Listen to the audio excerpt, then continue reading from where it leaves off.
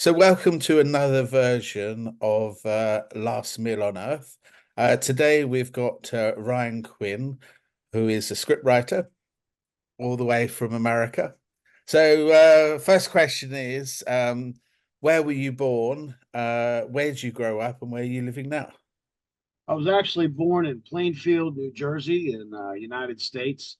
And at 3 years old, I moved from there to West Virginia. Then I moved back to New Jersey. Then I moved back to West Virginia, and I've been here ever since. So yeah, I live now in Grafton, West Virginia. It's actually the birthplace of Mother's Day, the holiday. It's where it all started, right here in this town. And when was the first memory that you thought you want, you had that buzz to be a script writer, to actually write plays and films and scenarios? Very early. I've always had a love for movies. So, like, when I would go to my father's on the weekend, it was always, going to the old VHS stores, picking out, the scary movies and, usually by the cover, we'd look at the craziest cover and pick one, and it was just, I always had a knack. I wanted to, even on old typewriters when I was a kid, I would try to tell stories. So I always knew I wanted to do it. I didn't start actually getting into writing the screenplays till I was 26 years old. Uh, yeah. So what were you doing before then? And what was the spark really that really cemented that you wanted to get into this particular profession? Believe it or not, before then I was doing music. I was doing rap music actually. As a young man, from the time I was 15 to 26, I said if I hadn't done anything major by 26, I said it's time for Plan B. Plan Yeah. B was writing screenplays. So, I'd opened up. I did tours. I used to go do shows all over the place. I'd opened up for like Bubba Sparks before. He's a big time, country rap singer from Mhm. around, the United States. But it wasn't enough. You know what I mean? It wasn't enough. I've got two boys, and yeah, I had to make sure that I had a big time plan B, and that was screenwriting. So So yeah. So to get into screenwriting, I mean, I suppose if you you watch a lot of videos and theatre and plays, that Mm-hmm. gets you the rough format. But have you gone down the route of being professionally trained with critique, or are you all self-studied? Yeah, well, actually, like I started out doing, just that. I started out with, webinars, things like that, learning everything I could, going through and digesting other people's screenplays, Mhm. to where I would understand the format, how they did it, whatever genre it was, it's all different. So, I made sure I studied all of that, and I would always send out for feedback. And I'd actually had one where it was way too early. I'd had an HBO producer read one of my first comedies I'd written with a friend of mine. She loved it, said she couldn't put it down. It was great. The format was all wrong, Mm. so I had to go and, get back into the lab, learn, feedback after feedback, and have, open mind, an ability to take criticism and just getting better and better. And then eventually, things started working out. So did you sort of determine that it worked or didn't work by playing all the parts yourself, or did you get some other of your friends to be involved so you could get that sort of uh, magic happening? No, I had a friend that was with me in the beginning that wanted to do it. He didn't have the same, gumption that I had. I think it was a bit more difficult than what he thought it was going to be. So I just kept going at it myself, and I kept networking, meeting people, made some great friends, in the industry in Canada. Got a really good friend that's a director, Yes. Manuel Da Silva. We've done a little work together. Some other actors. They've just all been so helpful in learning, the craft and going from there. I mean, a lot of other people that write plays sort of pick up from their early years up to today, or they sort of write a lot of the parts for themselves or friends or family that they know. Is Mhm. that sort of thing that you're doing, or have I you did watched so many once. films that? Yeah. I did once because my grandparents are actually like best friends with Ralph Macchio's parents, the Karate Kid. I'm not sure if you're familiar with him, but it was a big time. He was a big time actor and everything. And I thought, well, maybe I could write something, that he could play in, as himself, and see what he would, think of that. And got it all written, got it ready to go. But my grandfather didn't want to reach out to him. He said, he didn't want him to think that, what I mean? That's what his friendship was about. Yes, yes. So I never pursued that with him. He was cool enough. He took my kids out for pizza and things like that. You know what I mean? But as far as getting that kind of professional help, never had it. I'm actually related to Aaron Sorkin. Mhm. Never met him, never had any help from him whatsoever. So anything that I do or accomplish is going to come off my own back, and Yes, my own hard always work. best. And then how do you get these ideas? Is it sort of from watching other people's work and saying, how can I twist that? Or do you have a set model where you come up with an idea where you just sort of Life brainstorm writes it? itself. Like it's literally, there's so many things that'll happen. And I'll be like, wow, man, that's a great story. If you did this, and this, you know what I mean? You could really turn that into a great story. Like one of the ones I have is called Rural Route 76. The way that I came up with the script, Rural Route 76 was putting my kids out for the bus all the time. And the bus driver that would come to pick them up, it was always a different person. It was the same bus, but a different person a lot of times. Well, we just assume that's the bus driver. He's driving the bus, and everybody, there's no other parents out there. Everybody would just let their kids get on the bus. And in West Virginia, they take their buses home of an evening, and then Mm, they come back out. And I thought, how horrifying would that be if it yeah. wasn't the bus driver and they came and they picked up a group of children, and just disappeared with them. You know what I mean? So it's Mm. little things like that where I thought, man, that would be absolutely terrifying. And I do stuff like that. Yeah. So do you have a number of, I mean, how easy it is to sort of identify names for particular characters as well as relevant traits? Do you start that way, or do you start really with the early sort of full A to Z and then fill in the characters?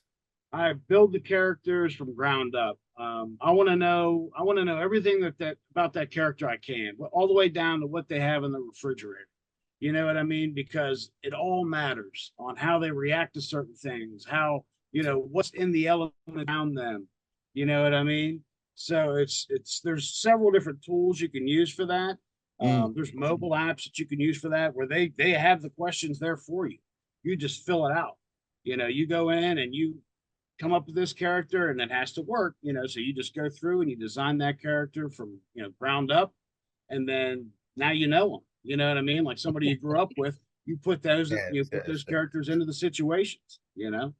I mean, do you refer back and say, well, what would they do in this circumstance, and then have a look at that Mm-hmm. particular setup, so you're making sure that you're true to the character? And Yep. then, I mean, there's some books I've read, the same person has been killed more than once because the writer hasn't really thought it through. So Yeah. who would you like to write for as an actor if you could? And who have you met who has been the most inspiring actor? Well, as far as like who I could write for, there's so many greats. I love Denzel Washington. I love Robert De Niro. I think he's fantastic. There's a lot of really good up and coming guys that have been around for a long time. Ryan Gosling's incredible. Hugh Jackman's incredible. As far as actors I've met, Ralph Macchio, he was inspiring because of how his story started. He started out as a kid and decided this is what he wants to do. And his father supported him. His father owns a company that was, waste management, essentially, Yes. company and laundry mats, things like that. And he supported Ralph and everything that he wanted to do. And I said, well, if these people could do it, why can't I? Yes, you yes. know and that's just, I went with that mindset, and that's kind of how I went about it. As far as actors that I'm close with, I've got some really good friends: Peter Mazzucco, Andrew B. They've got tons of experience. And, Peter, he was a reader for a contest in Canada, Mhm. like as a judge. So, like, his feedback to me is very valuable. You know what I mean? And Andrew, just incredible guys, and they gave me a wealth of knowledge of what I need to do, what I need to change, and what I need to do to make things prosper. You know? So in the layman's terms, could you give a whistle stop tour of what are the elements of script writing? Because I think probably a number of people don't understand the full flow that needs to be done to actually complete the job. Yes. I mean, dedication, I'd say, would be number one. Writing every day. You know what I mean? Whatever your goal is, whether it's, you want to get 1 page done a day, 2 pages done a day. My goal was five. I Mhm. would always want to write 5 pages a day, at least minimum. Sometimes you get rolling, you roll way past that. But, you got to have the natural elements of, the body, the beginning, middle, end. The climax has got to be there. The pacing has to be perfect, or you're going to lose the readers. Yeah. Um, the Yes. first 10 pages is the most important in a screenplay. If you don't hook them in the first 10 pages, you're done. And it's the same thing when someone's watching a movie. You know what I mean? If they sit down, they watch a movie and the first 10 minutes are lame, there's so many options out there to watch. They'll switch the channel, they'll change it, they'll go to something else, and they'll not come back to it. So Mhm. for me, it's the creativity, it's getting to it, sticking with it. You know what I mean? Don't be intimidated by the blank page. You know what I mean? And just embrace it. And then do you write sequentially, or do you say, I want to have a good start so that those particular pages can go out and be critiqued to maybe a good end so that you can have, a good punchy start, good punchy end? Before I Or ever do even you, get started, yeah. I always think about it in my head over and over and over and over again.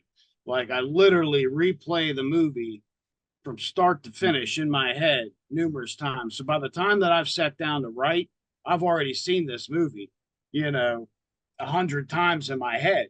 Now I've just got to figure out, do I like this? Will Mhm. other people like this? Maybe this needs to change. Are people going to understand this part, or is this too subtle?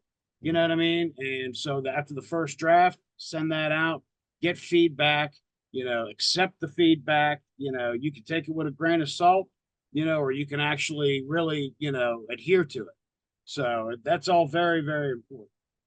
And then do you, because some writers like to have a single uh backstory and others like to have multiple backstories, which it all knits together, and there's always sort of that mini stories as you're going through the film. Is that something you like to achieve? Yeah, because each character, you want, the audience to know the characters. So if everybody's got a little bit of their own backstory, that you understand who they are a bit more, whether you're rooting for that character more, or whether you're rooting against that character more because of their past events. You know what I'm saying? So Yes. yeah, that's also very, very important as well. Just making sure that your story is so full, that Yes. people, when they sit down and they read it, they're like, wow. And then they got to read it again sometimes just because, like, they feel like, oh man, I wonder if I missed something, something small, and they'll go back and they'll read it again, and hopefully that, translates into the viewing of the movie, you know. So are you working on a script at the moment that's coming almost to completion? I'm always working on scripts. So I put a lot of my scripts out into books to Yep, where, yep, like, they can be like learning tools for people. Like this one's Slinging Meat. yep. Um, Systems Broken Bad, Christian and Single, Hidden Evil, Beneath Stones Unturned. So I put all these out. The newest one right now, I'm doing a book signing coming up here on June 15th, Mhm. at the Grafton Monster Festival here in my hometown, where I don't know if you're familiar with the Grafton Monster, but they're going to celebrate it. And they asked me to come down and make some books available. So this Fantastic. one's going to be available there. It's a really, really, it's the one I was telling you about. This is actually the prequel to it. So Um, I know Route 66. I mean, where does Route 76 start and where does it end? Yeah, rural Route 76 is actually a place that I grew up when I first had moved to West Virginia. It's a very rural setting, it's kind of backwoods area, Mm. So, you can think along the lines of, like, oh God, what was the one with a House of a Thousand Corpses type of a situation? You know what I mean? Off the beaten path or Mm. wrong turn, so to speak. You know what I mean? Where you zig when you should have zagged, you end up somewhere you don't want to be. You know, but the project that I've got right now, I've got to start on. The most recent project is this one. It's for an author. I don't know if you could see it. All right, Still Mhm. Crazy by Judy Prescott Marshall, and she has asked me to convert her novel. It's a wonderful love story. She's got 3 books, Mhm. and she wants me to convert that for film. So she's got a company that's interested, and I've agreed to help her with this project, and we're just solidifying everything with the contract, and then I'll be starting my work. Oh, that's brilliant. Brilliant Mhm. project. Going from what from my impression, you go quite a lot of dark script Yeah. writing to something that's totally on the flip side. So, Yep. what do you think you'd be doing if you didn't actually fall into script writing? God, if I didn't do screenwriting, I mean, I would probably still be writing music, maybe poetry. Mhm. I always wrote a lot of poetry. Either that, or I'd be digging ditches somewhere. Shoveling shit. I don't know. It's hard to know, isn't it? Because there's so many Right, different avenues. If you'd had zigged when you should have zagged, you could be doing right. totally different. So Butterfly effect. sorry. It's like the butterfly effect. Yes, it is. It is. It's sort of you wake up half an hour later and your day's totally different. So Right. so now I move on to the hobbies, make it a little bit lighter. So what hobbies and interests do you have outside of the screenwriting and maybe the music that you've alluded Well, to? I've got 2 sons that are twins. So, I mean, I guess that would be my biggest hobby is spending time with my sons and helping them achieve goals that they have in sports and academically, things like that. So, I just stay very busy with family life. I love to go to the river. West Virginia is a place with beautiful, beautiful, scenic areas. There's a waterfall I like to go and sit in. Nice. I bring out food with us, and I cook it on the grill out there on the rocks, and just, really just get out in nature and have a great time. Sounds brilliant. I mean, is there any particular genre of music that you like I to love listen all to? music. I love country music. I Mhm. love rock music. I love rap music. I love oldies music, blues. I mean, you name it. I mean, the only one I would say I probably don't absolutely love is opera, you know. Yes, yes, yes. But I could still listen to some Beethoven and be fine. Mhm, mhm. So So what is it about opera? It's the mix of it probably takes too long. I think that's the issue. yeah, I'm a lyric guy. I love songs with meaning, Hmm. or songs that make you feel something. And I mean, Yes, I'm sure opera does make a lot of people feel a certain type of way. But myself, I don't think I would ever really sit down and engulf myself in full on opera music at any point in time. yeah. I mean, even when they sing it in English, you've got to engage a good 3 hours, and a lot of it doesn't really make any sense. That it Right. it takes 45 minutes to somebody to die. Yeah. Um, so what's the best concert or theatre you've been to? Been to a lot of concerts. I've been to a lot of good theater in New York. Whenever I was a child, I went and I watched.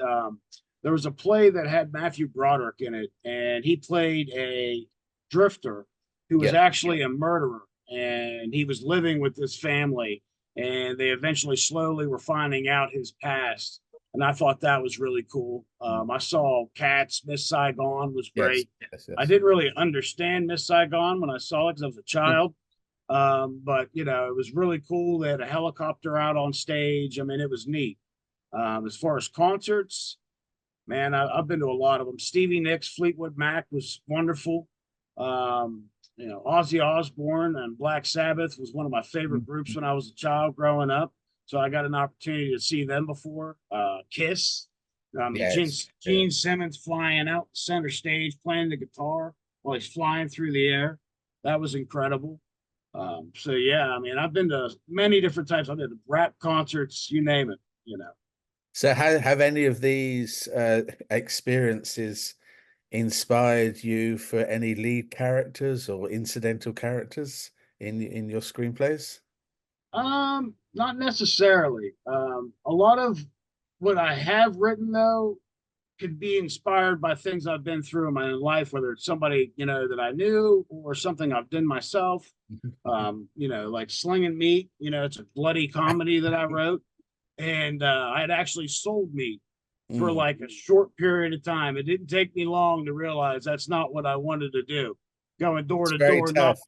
yeah, right. I mean, and I had a crazy scenario on my like third day on that job. I got stuck with this guy who he was, having to go to a methadone clinic to pick up drugs. He didn't have a license, so I had to drive him. He was telling me where to go. Mm. Next thing you know, he, tells me we got a lead, in another state. I drive him there. These two women open up this trailer door in their underwear, and it turns out one of them's his ex-girlfriend. Yeah. He's in the back with this woman. I'm sitting there wondering, like, is her boyfriend going to be coming home? Like, at what point in time do we sell meat today? So like I thought, years later after I was writing, I was like, wow, that was a really wild, funny, scenario. It sucked at the time, but I thought, if I took this, elaborated on it, just turned it into a bloody comedy, what could it be? And that's how I came up with Slinging Meat. So how do you relax then of an evening? Because then you probably want to stay away from, your relevant day job, probably, chill out, you're on your own. Do you like to actually read other people's books, or actually what I like to do is watch a lot of these documentaries working out or explaining how sort of, for example, Clint Eastwood got into the business, how he matured his business, how he went from the front to the back of the camera. And I find Mhm. that is very beneficial in a lot of the I stuff love that I do. those kind of documentaries like that. But for some reason, like I'm drawn to true crime. I Mhm. mean, it ropes me in. I watch a lot of that at nighttime. You know what I mean? When I'm trying to like, Yes, yes, yes. relax and get your mind off of your own problems. It's Mhm. listen to somebody else's. You know what I mean? I mean, if Yeah. they're on a true crime documentary, they've got a problem. You know what I mean? So I do enjoy that. But watching movies, watching shows. I like cartoons even. I love The Mhm. Simpsons, Mhm. comedy. But mainly, if I'm watching a movie, it's usually a horror movie, typically. So if it comes that you've sort of made your blockbuster and you had to find a location to live the rest of your life, where would that be? Be West Virginia. It would still be in West Virginia. It would just be more off the beaten path. You know what I mean? There's a place on the way out to where I go to the river, and it sits off on the left, off by itself. It's a big white farmhouse, and they've got this porch swing on the front porch. The sound of like peeper frogs at nighttime and crickets, running water right there, just surrounded by woods. To me, that would be ideal. I always think when I go by there, what I could write sitting out on that front porch. Mm. You know what I mean? It just opens up your mind being out there in nature like that. So to me, I would still be in West Virginia. I love it. So now we're moving across to more of the food element. I don't know if you're a foodie or not. So Oh yeah.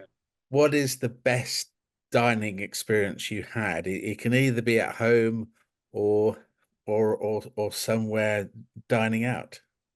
I'm like not extremely adventurous when it comes to certain types of foods. So like I've been to some very fancy places like Tavern on the Green in New York.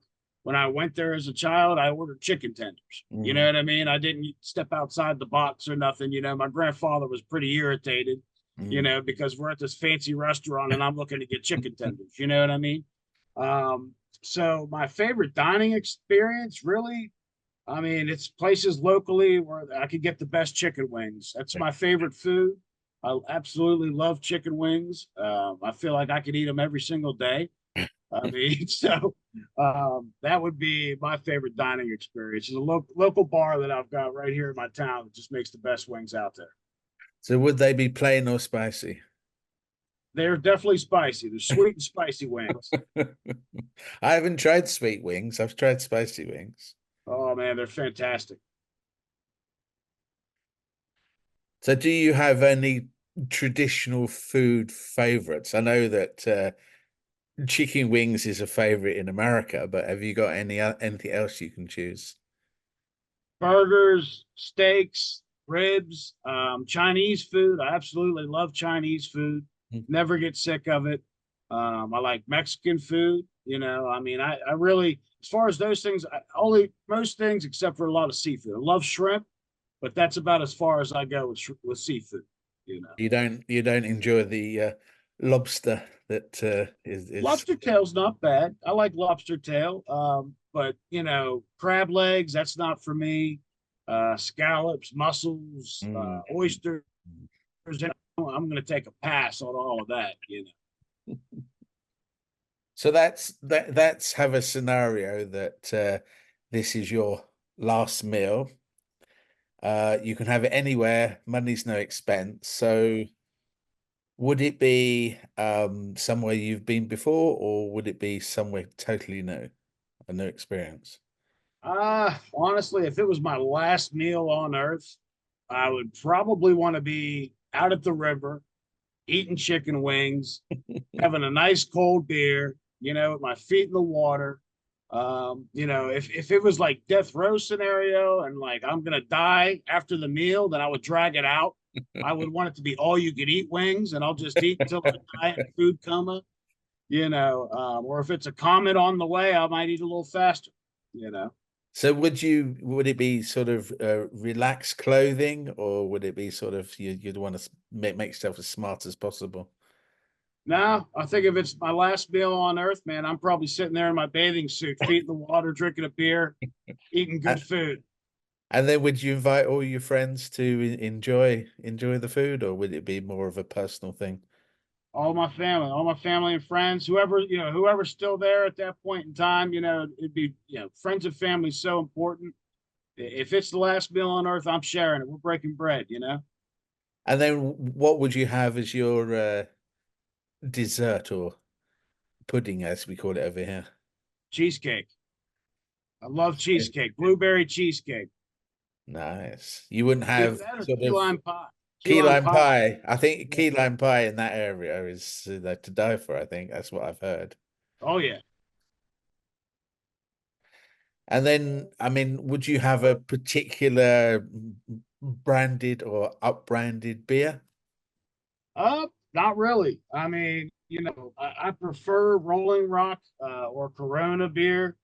You know, I'm not a very picky person when it comes to the beer. You know, Blue Moon, that's a great one. You know, so if it was my last meal on earth, I probably would want a Blue Moon with an orange slice. Mhm. You know, And when you're thinking about this, what would you tell your younger self, maybe when you're 18 or 25, to make your life a whole lot easier?